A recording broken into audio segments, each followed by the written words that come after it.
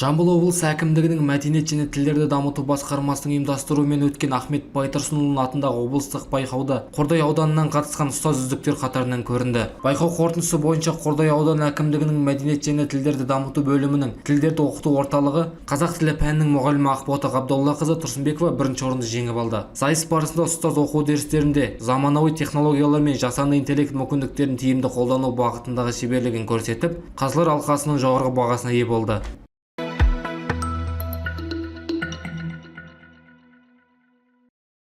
Жамбыл облысында ой шебері зияткерлігі ойынның 2 маусымы өз мәресіне жетіп, 13 мамыр күні жалпы жүлде қоры 3 миллион теңгені құраған жеңімпаздар мен жүлдегерлер анықталды. Кітап оқитын ұлт бастамасы аясында ұйымдастырылған бұл жоба дарынды мектептер және техникалық және кәсіптік білім беру ұйымдары бағыттары бойынша қатысушылар қатысты. Білім додасы адал азамат қағидатында негізделген облыс әкімі Ербол Қарашөкеевтің бастамасымен және облыстық білім басқармасының қолдауымен өткізілді. Шараның жоғарғы деңгейде өтуіне номер 13 мектеп әкімшілігі де айрықша үлес қосты. Кеш барысында Тараз қаласының жас әншісі Ерсұлтан Көбенов гитарамен жанды дауысты ән орындап, қатысушыларға көтеріңкі көңіл-күй сыйлап кетті. Жоба қорытындысы бойынша алдыңғы 2 кезең мен соңғы ойын нәтижелері есептеліп, жалпы рейтинг жасалды. Әр лига бойынша 1, 2, 3 орын иегерлері анықталып, барлығы 5 жүлделі орынға ие болған командаларға қаржылай сертификаттар табысталды.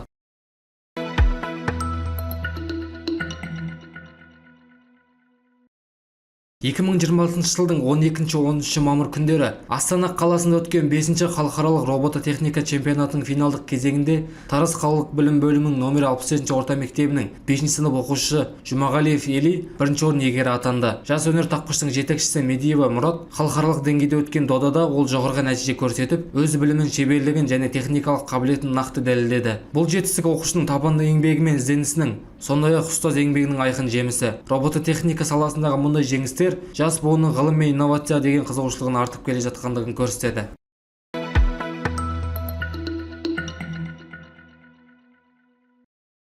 Жамбыл облысында өткен мың бала ұлттық зияткерлік олимпиадасы ауыл мектептеріндегі дарынды оқушылардың білімге деген құштарлығы мен зор әлеуетін тағы бір мәрте айқын көрсетті. Биыл облыс бойынша олимпиаданың бірінші кезеңінде 3233 оқушы қатысып, олардың ішінен 530 үздік оқушы екінші кезеңге жолдама алды. Нәтижесінде Жамбыл өңірінен 96 оқушы жеңімпаз атанып, республикалық деңгейдегі мамандандырылған білім беру ұйымдарында оқу мүмкіндігіне ие болды. Мың бала олимпиадасы ауыл баласының арманын асқақтатып, үлкен мүмкіндіктерге жол ашатын маңызды білім алаңы. Бұл жоба талап пен талантты ұштастырып, білім мен болашаққа деген сенімнің жарқын көрінісіне айналып отыр.